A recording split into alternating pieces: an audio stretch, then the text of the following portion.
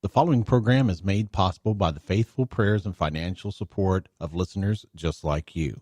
To find out how you can help, visit www.truenews.com.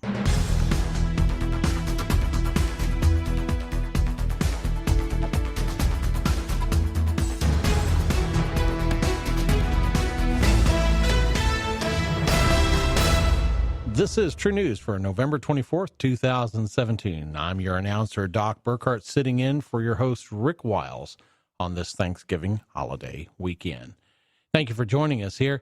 We'd like to remind you that this coming Sunday evening, Flowing Streams Church will not be having services. Normally we have services Sunday evenings at 6 p.m., but because of the Thanksgiving holiday, a number of our staff will be traveling out on the road and returning home. We don't want to put extra pressure on them to be back at a certain time. And so this coming Sunday evening, we ask that you have patience with us. We will not be having service this coming Sunday evening. However, next week, we're back to our regular schedule. So we welcome you to join us at Flowing Streams Church just a week later. Well, we're going to take a trip in the Wayback Machine today. We're going back to January 22nd, 2003. Rick had the opportunity to begin one of his first interviews with author Gordon Thomas. Now, Gordon Thomas is well known in the investigative field for touching on topics that really are hot potatoes for a lot of other journalists and writers in the world. He passed away here recently, but this particular interview that Rick did in 2003 is quite an eye-opener. In this interview, Rick is talking to Gordon Thomas about his latest book at that time, entitled Robert Maxwell, Israel's Super Spy. Now, Robert Maxwell was a media magnate along the lines of like a Rupert Murdoch of that ilk, and it came to pass that as the story developed regarding his mysterious death, actually he was murdered, that many other things began to unravel about his life. And the idea that Robert Maxwell was actually a spy for Israel began to develop after his life. In this interview from January 22nd, 2003, Rick talks to Gordon Thomas and a lot more than Robert Maxwell's revealed here. You're going to hear him talk about the Mossad, the Mafia, Senator John Tower, Promis software. Haven't talked about that surveillance software in a long time. And the real reason to bring Jews from Russia to Israel. This show should be required listening for long-term fans of True News. Here's Rick Wiles talking to Gordon Thomas about his latest book at that time, Robert Maxwell, Israel's Super Spy. Gordon Thomas, the award-winning, internationally acclaimed author of numerous books on intelligence agencies and espionage, along with his co-worker, Martin Dillon, have just completed the publication of an absolutely incredible book on the life and death of Robert Maxwell. The book is entitled Robert Maxwell, Israel's Super Spy, The Life and Murder of a Media Mogul. This book is absolutely, it is riveting. It is, you can't put this book down because Gordon Thomas and Martin Dillon bring to the pages of this book intricate details about the involvement of Robert Maxwell with the Israeli Mossad spy agency, and they show how it was the Mossad who put an end to Robert Maxwell's career. On the telephone with me right now from his home in Ireland is the author, the co-author of this book, Gordon Thomas. Gordon, welcome back to American Freedom News. Wonderful to be back again. Oh, Gordon, I'll tell you, I can't put this book down. This is fascinating book. You've outdone yourself. What is this? Your 40th book? 45th? Yeah, it's the 40th. Yep.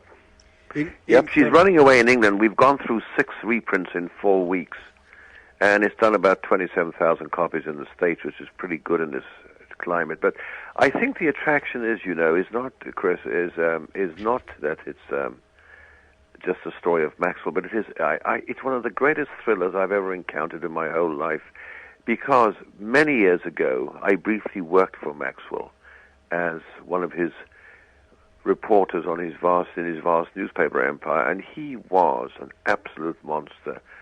And I remember, and this is the man who made off with hundreds of millions, by the way. I remember him coming down the editorial floor of the Daily Mirror and raging. He was holding up an expense sheet of some hapless reporter who he discovered had cheated him by all of 50 cents, and this reporter was fired on the spot. Now, what made it particularly poignant, of course, it was the day before Christmas Eve. You imagine he said, "And a happy Christmas to you," and threw him out. He was extraordinary, Maxwell. He was bizarre. Over 50 cents, he fired a reporter over 50 cents, and yet Maxwell himself stole hundreds of millions of dollars from his investors. And at the time, he was in the middle of stealing left, right, and center. But none of us suspected at the time, of course, that Maxwell was this super spy for Israel.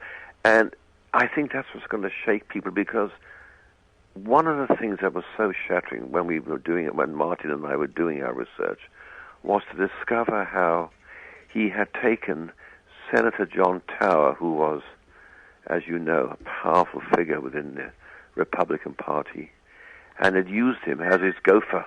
I was stunned when I read this in the book. Martin or Gordon, before we get into these really juicy details about Robert Maxwell, for the benefit of our listeners who may not know very much about Robert Maxwell, give them a brief history of Robert Maxwell's financial empire and the influence that this man had back in the 70s and 80s and the early 90s, just before he died. Well, Maxwell was without a doubt Citizen Kane writ large. He envisaged that he would one day be greater than Rupert Murdoch. He saw himself as the natural successor to Hearst, William Randolph Hearst.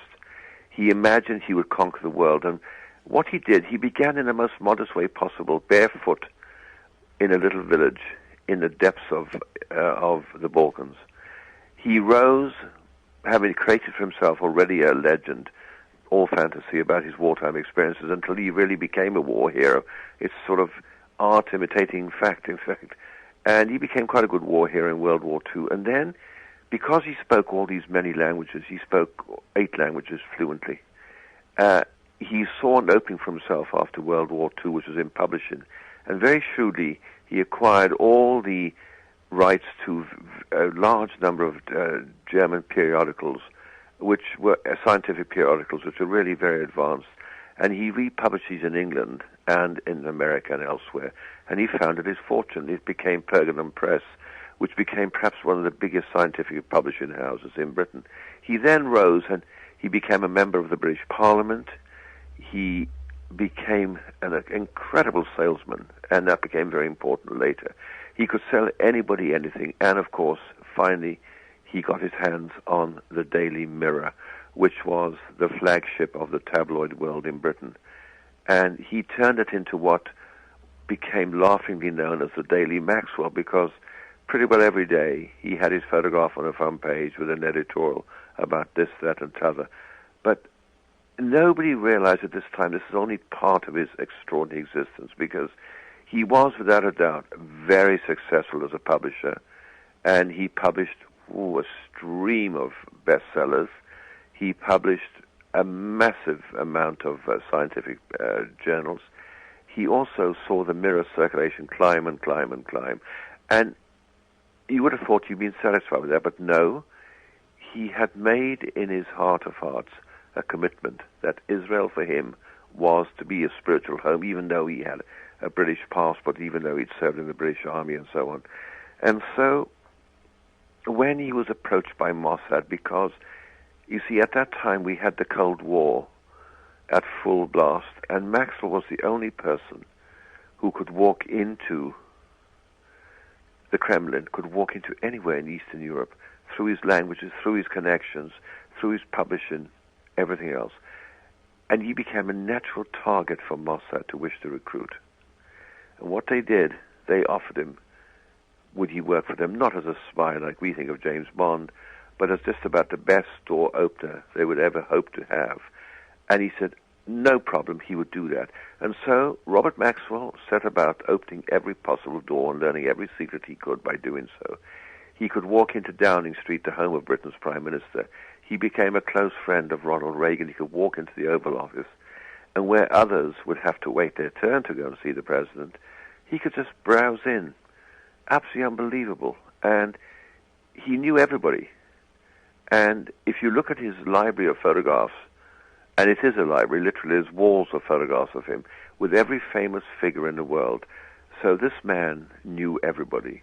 Gordon, with this man's multi-billion-dollar empire, was part of his empire financed by the Rothschild banking empire? No, he wanted them to. Yes, it was. Yes. Short answer, yes. He had, pretty well every major bank in the world, particularly in America and Britain, Rothschilds included, of course.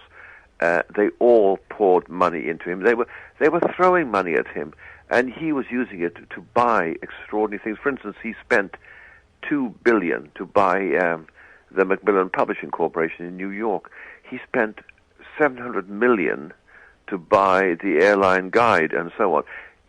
But sometimes his buying went wrong and he lost. And almost like the Wall Street crash in 1929, he didn't always calculate rightly because he wouldn't listen to anybody. He would do it on impulse. He was a very impulsive man. So there he was, buying and selling, and by the time he was fully fledged as an operative for the Israeli Mossad, he had something like 400 companies under his absolute control.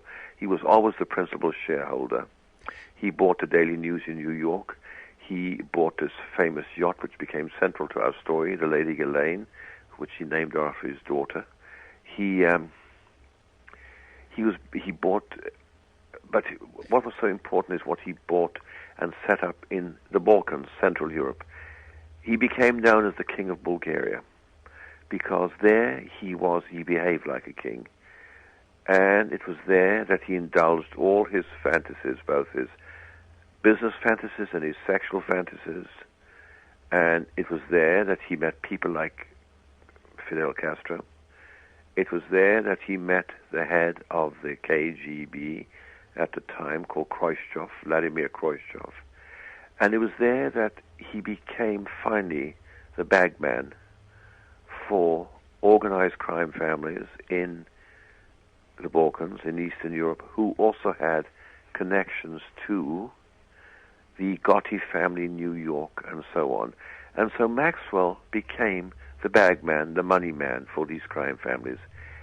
And he moved money around the world, billions at the toss of a hat, just like that. Boom. Gordon, he also played extremely important roles in the release of Jews from Russia and Eastern Europe to be transported to Israel. Tell us about some of these deals, how they were made. These are deals that he would make with the Russians in exchange for favors.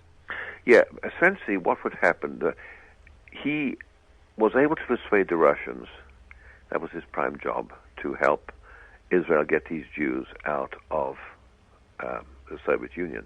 And he moved 30,000 and more at a time.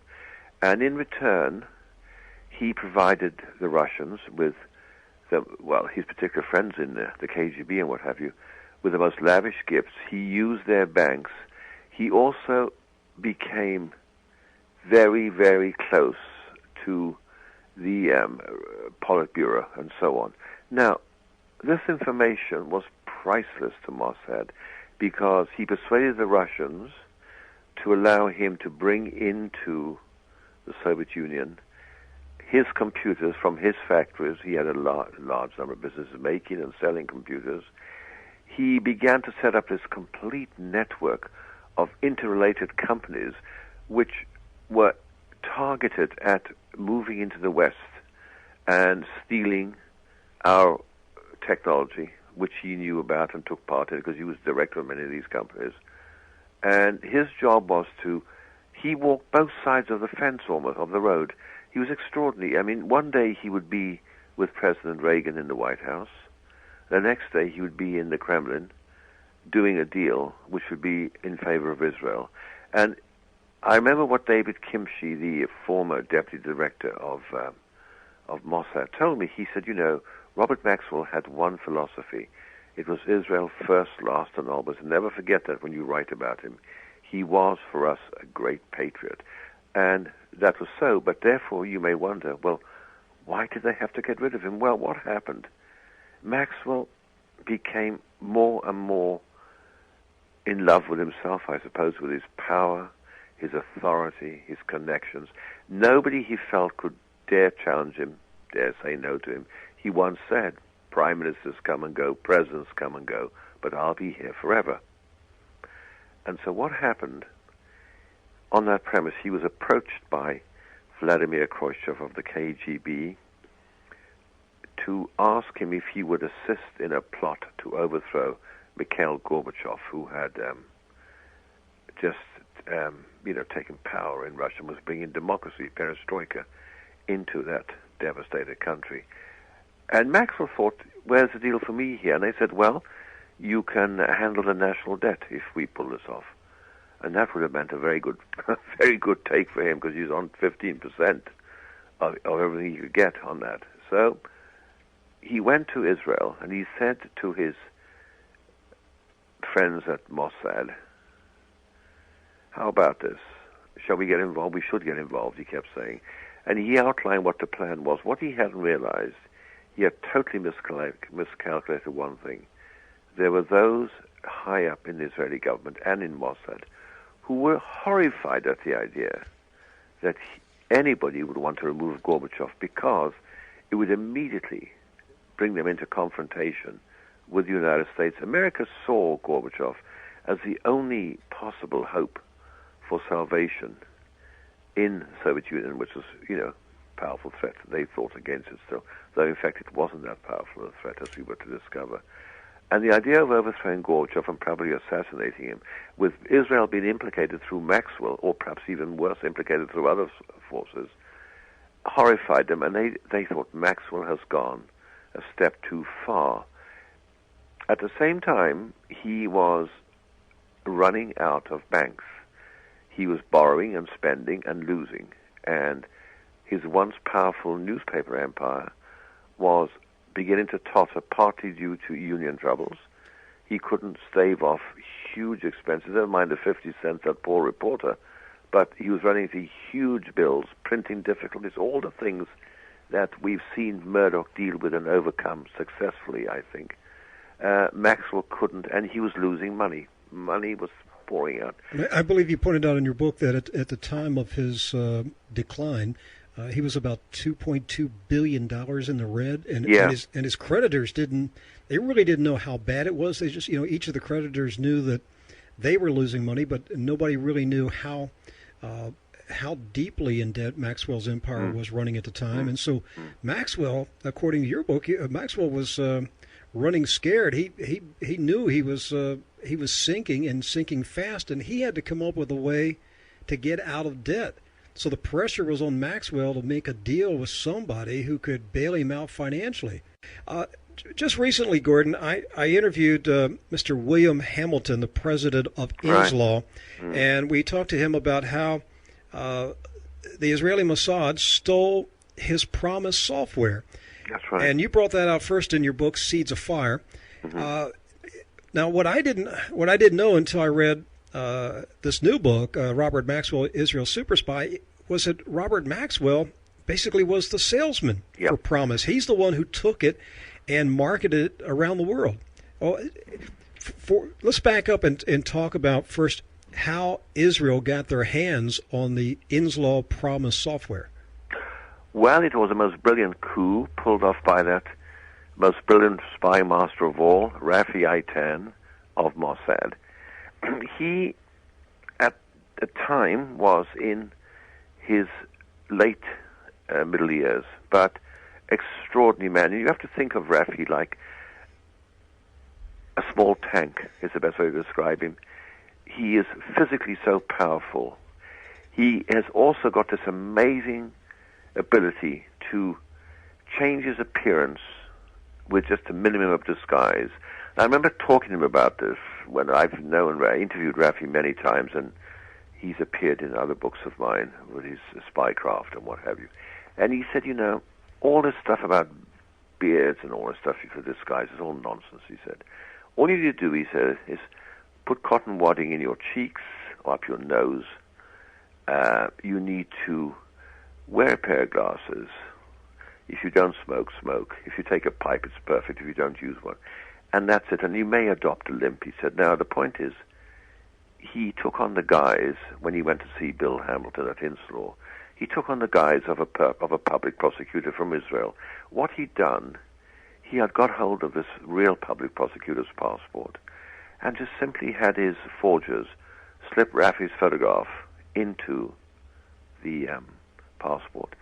And he came, though he was wanted by U.S. Customs for questioning over other matters to do with intelligence operations against America, Rafi just bowled on through Kennedy Airport. Nobody spotted him. Nobody says, that looks like Rafi Atan, because he had just nicely disguised himself.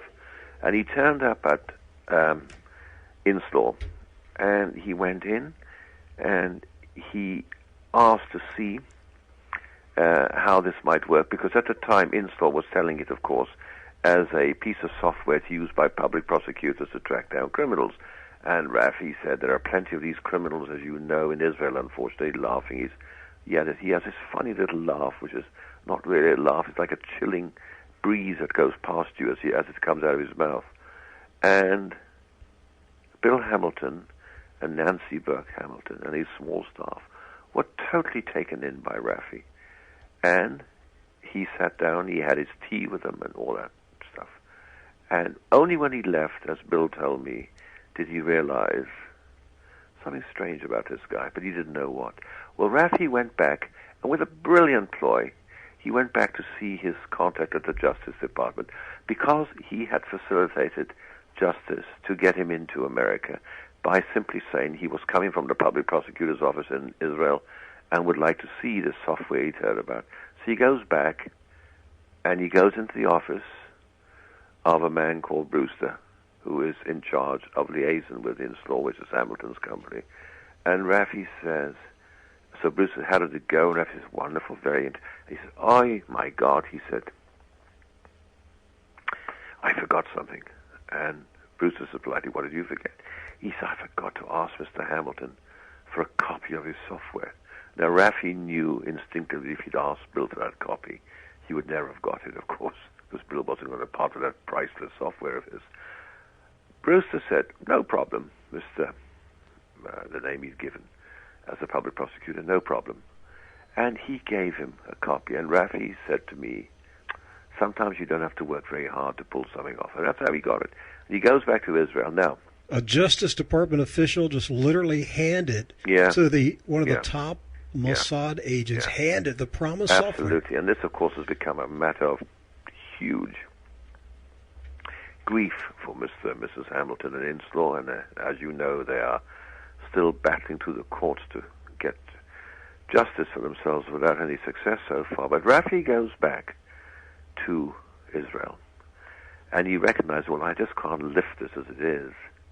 I need to do something more than that. And he sits down with that other rogue of the story, who is Ari Ben-Menashe, who'd worked for him. And Ari Ben-Menashe had been a very senior intelligence officer who had fallen foul of the Israeli intelligence establishment and was now outside the loop, so to speak. Well, they sat down, and Rafi sat there and said, what do we need, what do we need? He said, I know what we need. We'll deconstruct this, take it apart, rebuild it, but nobody can ever accuse us of stealing it because it'll look different. So his people took time to do that. They did it, but they then said, we need something else, Rafi said. We need to know what people are doing with this. And he said, I know what we need, a trapdoor. Now, this trapdoor would not be a trapdoor like we think of a trapdoor falling through. It would be a piece of something inserted in the software, which to this day, people don't know. They try to find it. It's amazing. What it does, it's a little device which goes into this piece of software, and if you take the thing apart, the device just goes gone. And the Israelis said, we can do it, but we shouldn't build a trapdoor here because it may be traced by the CIA, who are good at this, or the British intelligence, who are equally good, traced back to us, and then we have a problem. We need to be absolutely undetectable. So Ari Ben-Menashe said, I know a place. And he came to California, and he talked to this guy he'd known some years ago who ran a little company in California. and he persuaded him to build the trapdoor. He gave him $5,000 in cash for it. And the guy said, I know it's no question time, but is this for mossad? And Harry said to him, as he told me, you're right, it's no question time, and laughed and walked away. Now, they installed the trapdoor, then they had to test it. And so they went to another element in this story, a man called Earl Bryan, who's now doing time in the penitentiary for mass fraud and what have you. And Earl Bryan had been very close to President Reagan and had, in fact, worked for him. And actually, Gordon, I worked for a brief period of time for Earl Bryan. Right. So you know a bit about him. Back in the 80s, yes, I do. I worked for him just before he went to prison. Right. He owned several television networks back That's then. right. He owned the Learning Channel, and he owned... he's a clever guy, no question. Oh, the Financial News Channel that later Right. was sold to CNBC. Well, that's the man. Well, now what happened? At the time, he had a company called Hadron. And this company was a specialist company, so Raffi used this company to test out if the trapdoor would work. And they ran the test against their neighbor, Jordanian intelligence, and it did work. But both Ari Ben-Menashe and Raffi Eitan came to the same conclusion very quickly. Earl Bryan, for all his brilliance and willingness and all this stuff, did not have the resources that they wanted. And they said one word. Robert said, Ben-Menashe and Raffi completely said, yep, Maxwell. He's the man. So Maxwell was hauled in, and he immediately saw for himself this was a wonderful chance to make money. And he didn't understand software at that stage, but my goodness me, he was on a fast learning curve. And he set off to sell Promis, which was the name of the software. And the ironic thing is, and the cheeky thing is, that Raffi Eitan decided, and this is what really, really does tick off poor old Bill Hamilton, is this. Raffi Eitan decided, I'll keep that name Promis. It's such a good name for selling. And so he stole it. Not only he stole the name as well. And he actually sold it as Promis. Oh, yeah, it's still sold as Promis. Now, he went off around the world. Maxwell then became not just super spy, but ultra super salesman. He went off round the world, and he pulled it off brilliantly. Gordon, briefly explain to our listeners why Mossad wanted Maxwell to sell this Promis software to other government agencies around the world. He sold it, I guess, to Canada and European nations. What was Mossad's hidden motive in getting this Promis software into the government computers of other nations? Well, very simply, it gave Mossad an inside track view of what was happening when everybody was using Promis. Sitting in Tel Aviv, Raffi Eitan and his technicians would know exactly what was going on in those departments, in those people using it. For instance, excuse me.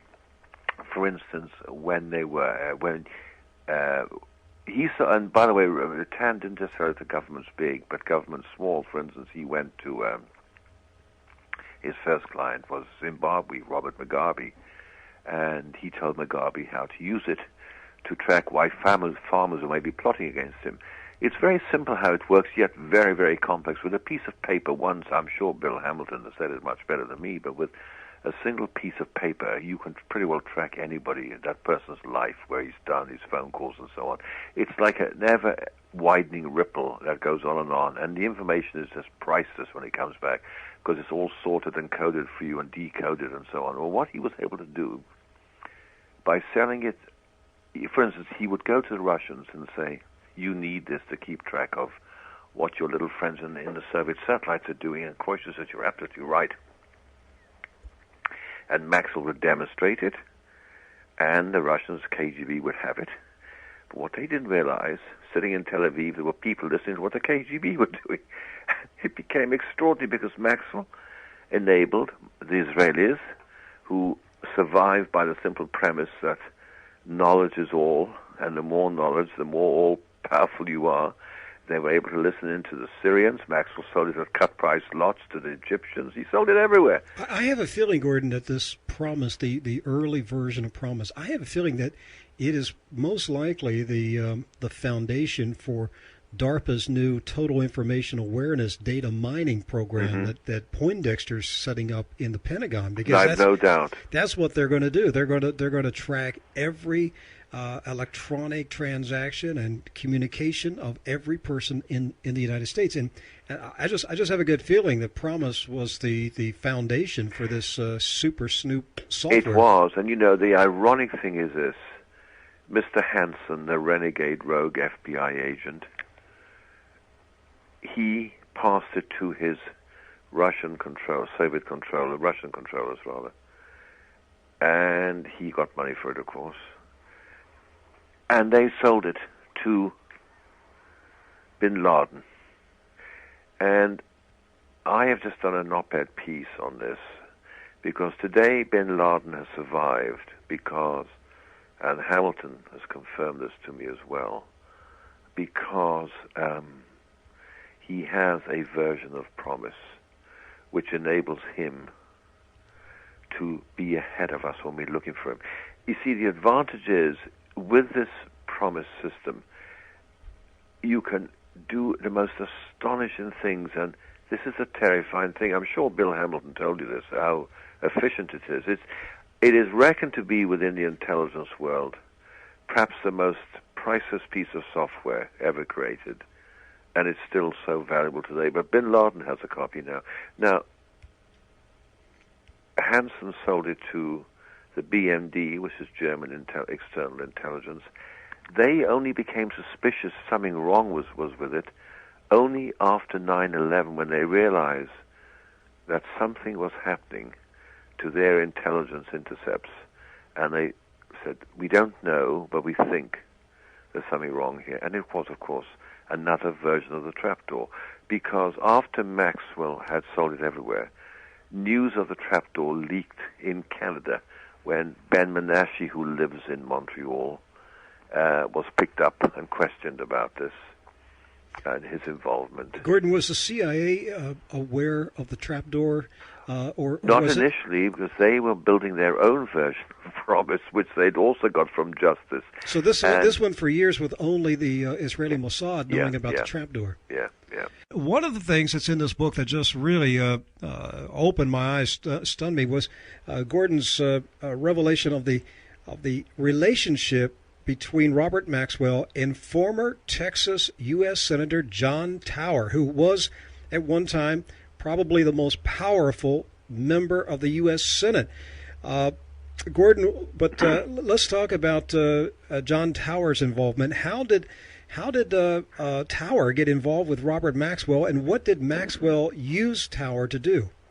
Well, originally, Israel arranged for Henry Kissinger to facilitate the introduction to Tower.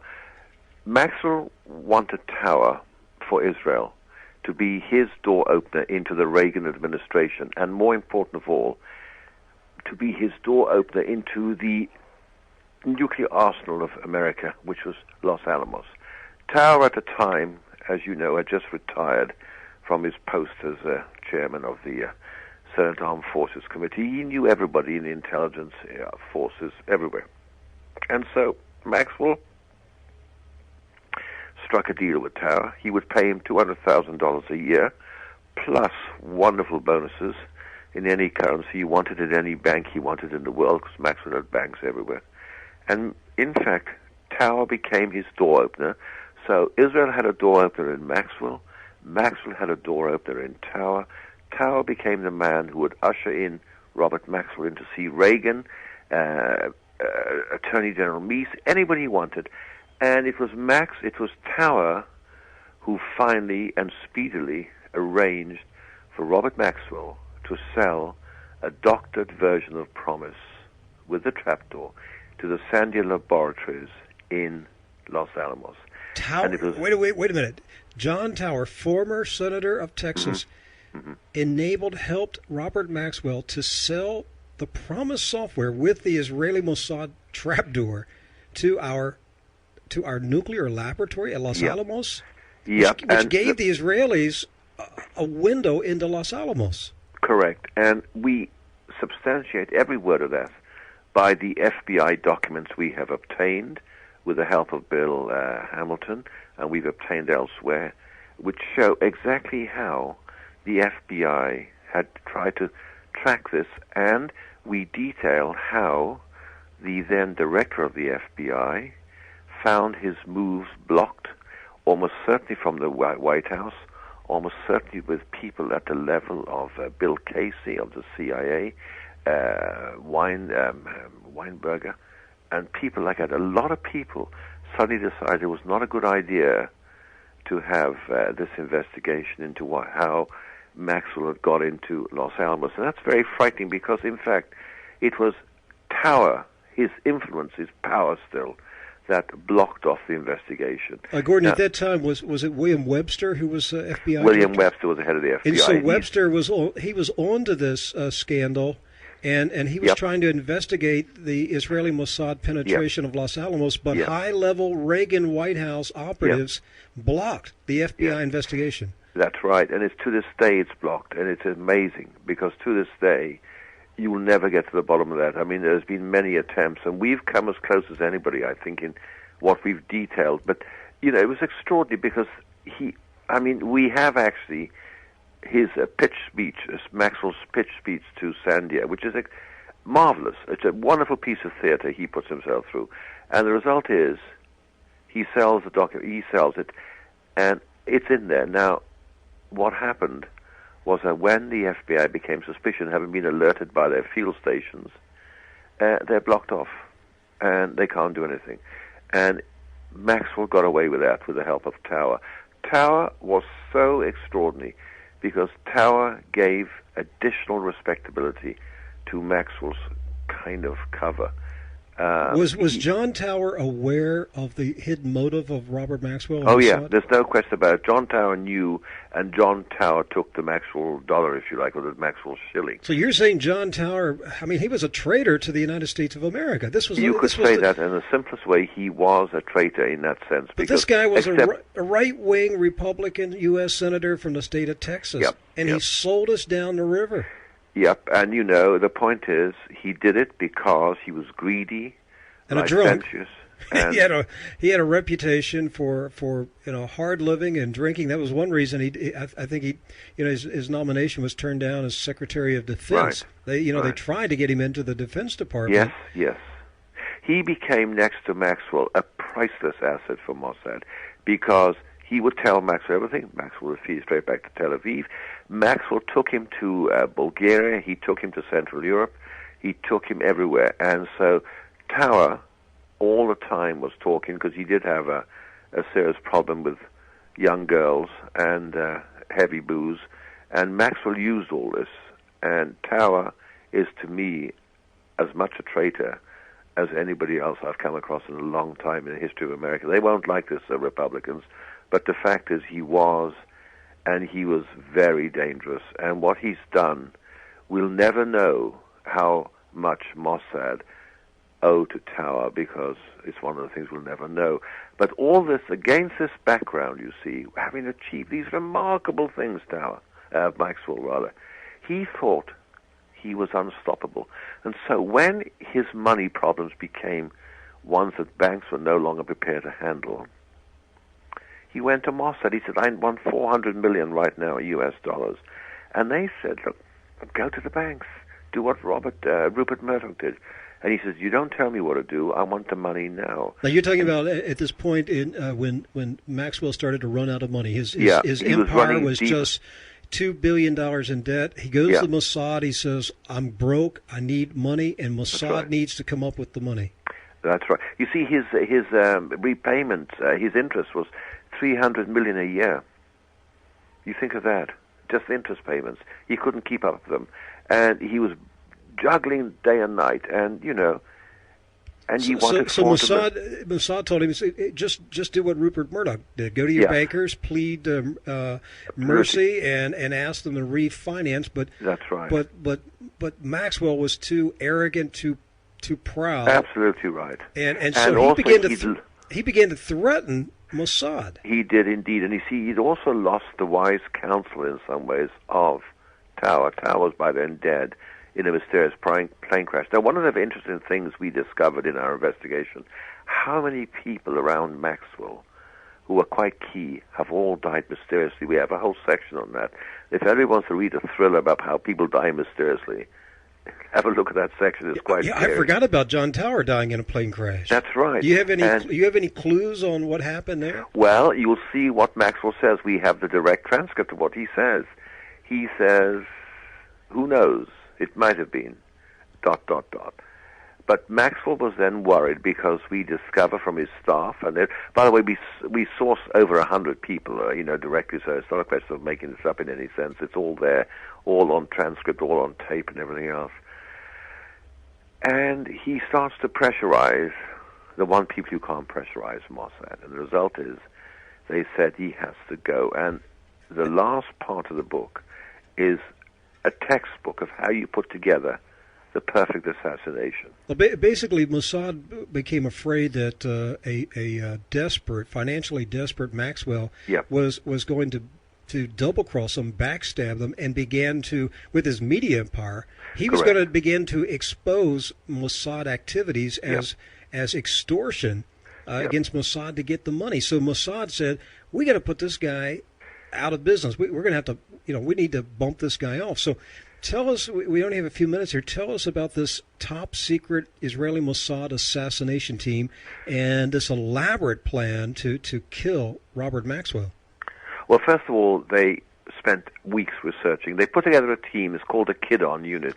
Kidon means bayonet, and it is a very appropriate team. It's the only assassination team in any intelligence agency in the world which works full-time only on killing people. And it's still in existence today, and it's killed dozens since Maxwell.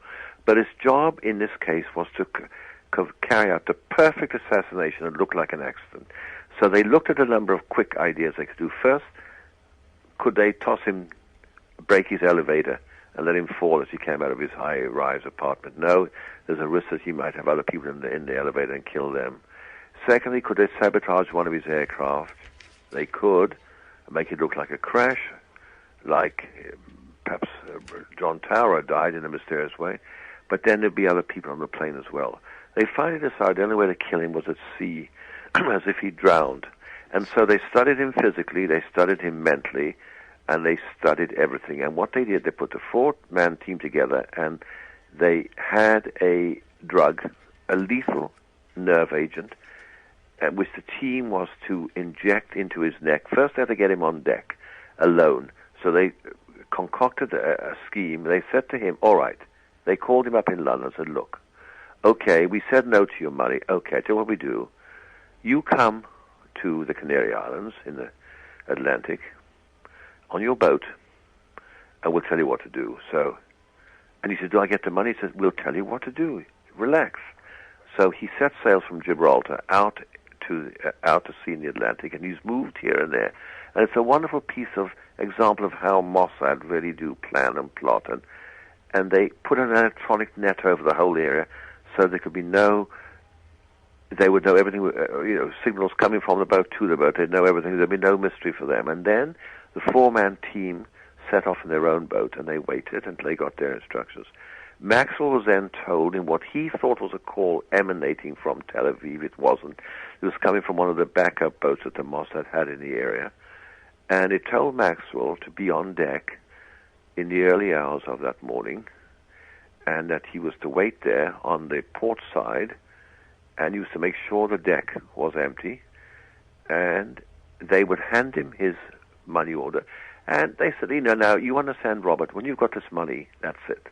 You don't come anymore, you just understand that, okay?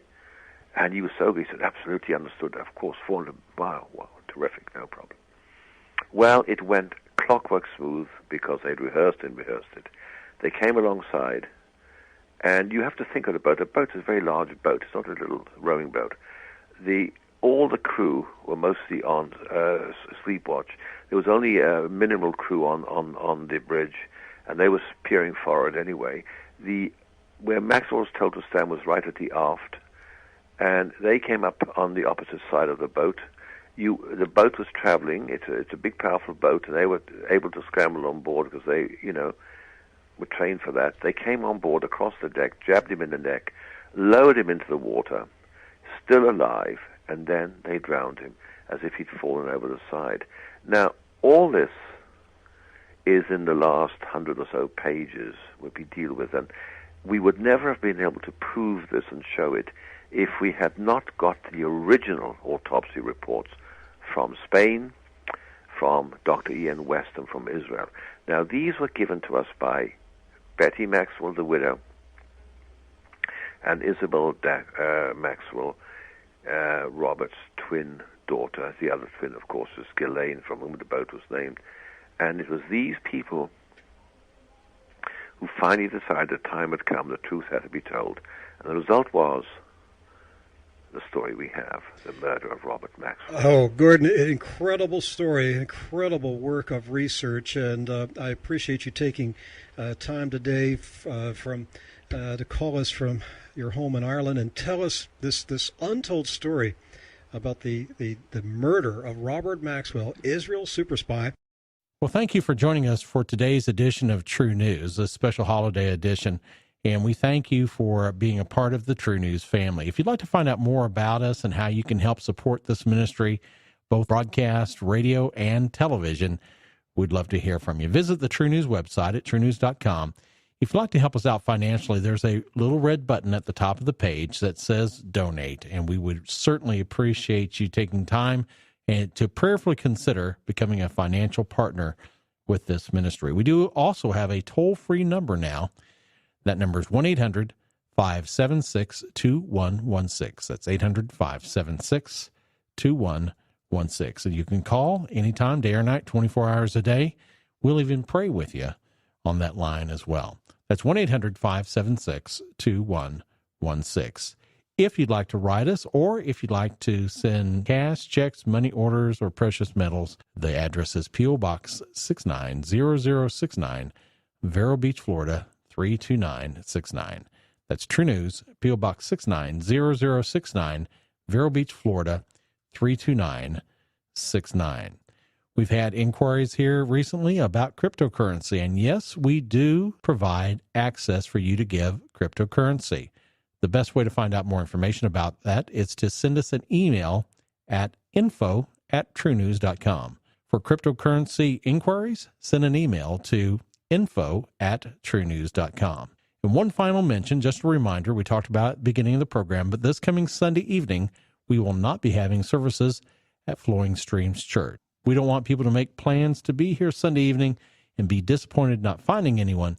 So we want to give you an alert right now. So if you're a regular listener of the program and you're making special plans to be here, we will not be having services this coming Sunday evening at Flowing Streams Church. But next weekend, and we'll be back here ready to worship the Lord and receive from His Word. From all the staff of Flowing Streams and the Ministry of True News, we'd like to wish you a very thankful holiday weekend. Thanks for listening, and please always keep True News in your prayers. God bless you. The preceding program was made possible by the faithful prayers and financial support of listeners just like you. To find out how you can help, visit www.truenews.com.